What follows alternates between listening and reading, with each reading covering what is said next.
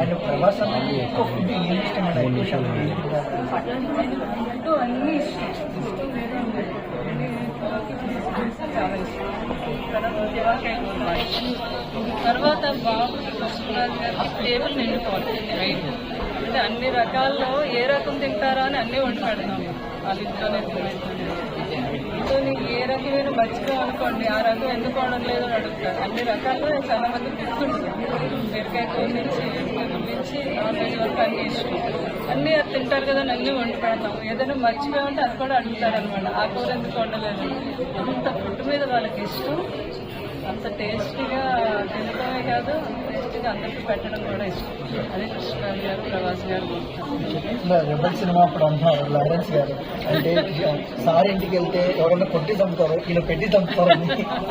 అంటే కృష్ణరాజు గారు మీ అందరూ కూడా ఎవరైనా ఇంటర్వ్యూకి వస్తే రాగానే చేద్దాం పంపేమో లేదు 5 నిమిషాలు ముందు ఏం తింటావో చెప్పు నువ్వు, వాళ్ళు ఏం తింటారో అడిగి వాళ్ళకి కడుపుండే భోజనం పెట్టాక ఇంటర్వ్యూ తీసుకోవడం మాట్లాడడం అని చేసేవారు. అది ఆయనకి ఆనందం అనమాట.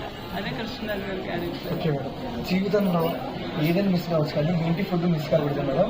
మాకు ఎప్పుడైనా డెఫినెట్గా మీరు అడగాలే కానీ ఆ కృష్ణరాజు గారి పరంపర అలా కొనసాగుతూనే ఉంటుంది. Most welcome.